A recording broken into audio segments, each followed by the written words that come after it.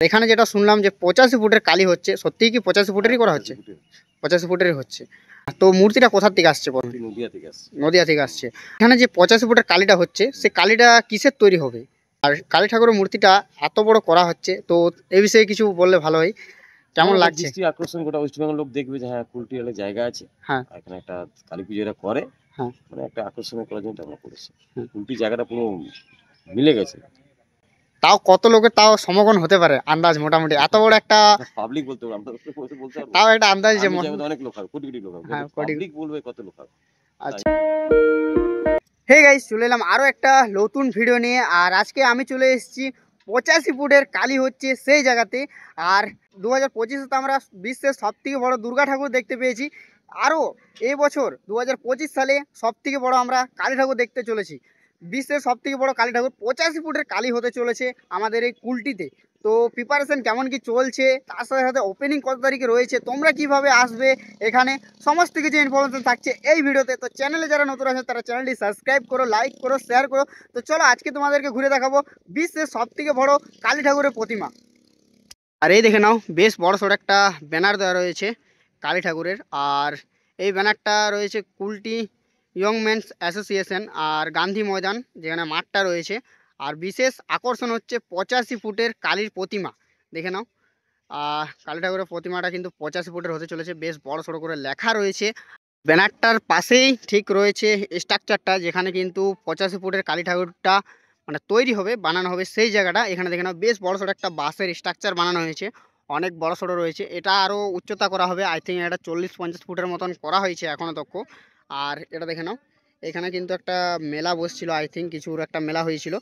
আর এই রয়েছে স্ট্রাকচারটা কিন্তু বেশ বড় সড়ো করা হচ্ছে, যেমন কি 85 ফুটের হবে। আর ওখানে দেখতে পাচ্ছি ওখানেও একটা ব্যানার দেওয়া রয়েছে 85 ফুট, দেখে নাও। আর 85 ফুটের কালীর প্রতিমা একটা ব্যানার দেওয়া রয়েছে বেশ বড় সড়ো।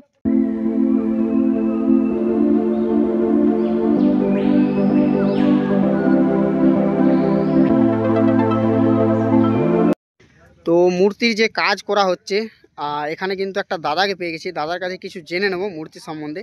তো কতদিন ধরে এই কাজটা করা হচ্ছে, মূর্তির কাজটা? মোটামুটি এটা হলো 2 সপ্তাহ।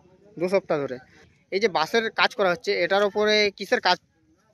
বাসের উপর কাজ কিছু হবে না, বাসে শুধু এই সামনের দিকটা কালো কাপড় থাকবে, কালো কাপড় তার থাকবে, পেছনে থাকবে মূর্তি। মায়ের মূর্তিটা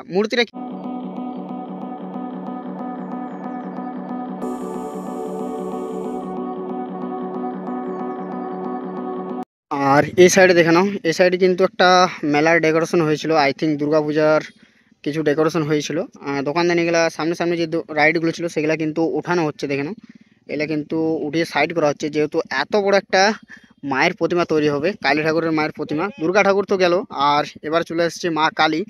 আর কালী ঠাকুরের প্রতিমাটা কিন্তু এই জায়গাটা বানা হবে, তার জন্য কিন্তু এই সাইডগুলো কিন্তু খালি করা হচ্ছে, মানে ফাঁকা করা হচ্ছে, এত বড় একটা মূর্তি করা হবে। তো কুলটি অ্যাসোসিয়েশনের একটা দাদাকে পেয়ে গেছি, দাদার কাছ থেকে কিছু জেনে নেব মূর্তির সম্বন্ধে, তার সাথে সাথে কিন্তু এখানে প্রিপারেশন সম্বন্ধে। তো এখানে প্রথমে একটু নামটা বলে দাও। নাম পার্থ ঠাকুর, ইয়ং ম্যান অ্যাসোসিয়েশনের প্রেসিডেন্ট। আর এখানে যেটা শুনলাম যে 85 ফুটের কালি হচ্ছে, সত্যিই কি 85 ফুটেরই করা হচ্ছে? 85 ফুটেরই হচ্ছে। আর তাও কখন কমপ্লিট দেখতে পাবো এখানে? একটা ওপেনিং আছে 19 তারিখে। 19 তারিখে ওপেনিং আছে। আর এই যে 85 ফুটের কালীটা আছে, সেটা তো বিশ্বের সবথেকে বড় কালী ঠাকুরের প্রতিমা বানানো হচ্ছে। তো মানে কোথা থেকে আসছে তাও প্রতিমাটা একটু? নদিয়া ধান গ্রাম বলে আছে, ধানতলা বলে জায়গা আছে, ওখান থেকে আসছে। আর মানে ওপেনিং তো বলে দিল, ওপেনিংয়ের দিন কোনো প্রোগ্রাম? সাংস্কৃতিক প্রোগ্রাম আছে। সাংস্কৃতিক প্রোগ্রাম আছে, 19 তারিখে ওপেনিং দেখতে পাবো। তো প্রতিমাটা তাও কত তারিখে আসবে এখানে? মোটামুটি কালকে রাতে ঢুকে যাবে। কালকে রাতে চলে আসবে। আর মোটামুটি একটু বাজেট তাও কীরকম রয়েছে? বাজেট আমরা বলতে গেলে বন্ধুরা মিলে মিলে চালাচ্ছে।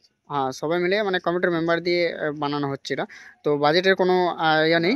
আর সবাই হেল্প করছে, এ করছে, করে দিচ্ছে। সবাই হেল্প করছে।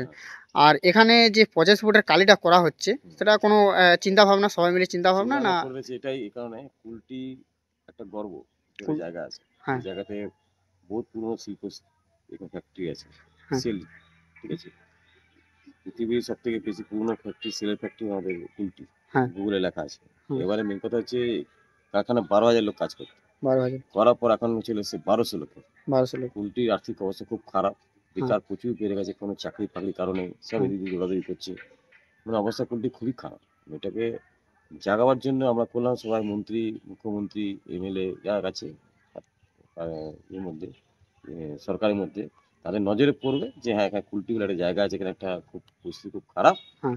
বন্ধু বান্ধব মিলে আমরা না একটা কালী পুজো করলে আকর্ষণ হবে কুলটির উপর যে একটা কালী পুজো হচ্ছে এখানে।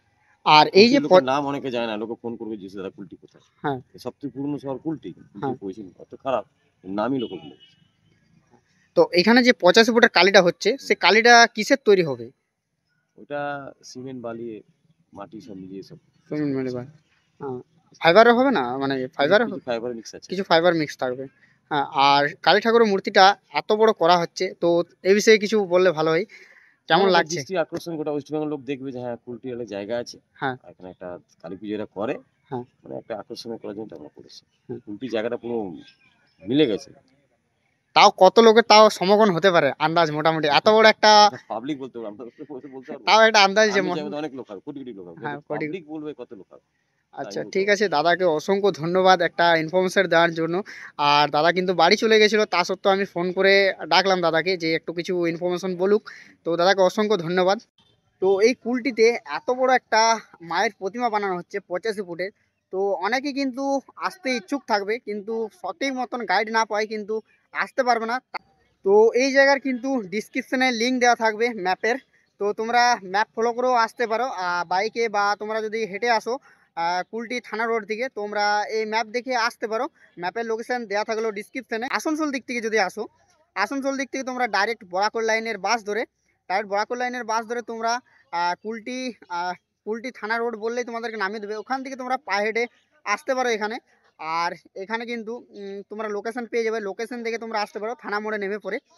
আর যারা তোমরা অন্য দিক থেকে আসবে, অন্য দিক থেকে তোমরা ডাইরেক্ট বরাকর এসে পারো, তোমরা আসতে পারো এইদিকে।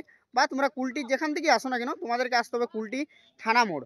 তো কুলটি বরাকর লাইনের বাস ধরে আসতে পারো, বা তোমরা যদি অন্য দিক থেকে আসো চিত্তরঞ্জন সাইডে, তো তোমাদেরকে আসতে হবে নেমতপুর দিক থেকে বাস বা টোটো ধরে তোমাদেরকে আসতে হবে কুলটি থানা মোড়। আর থানা মোড় দিকে তোমাদেরকে নেমে পড়ে তোমাদেরকে পায়ে হেঁটে আসতে হবে।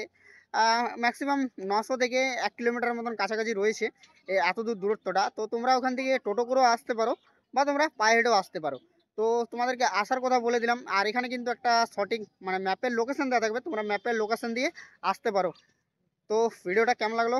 যদি ভালো লেগে থাকে লাইক কমেন্ট শেয়ার সাবস্ক্রাইব করে দেবে।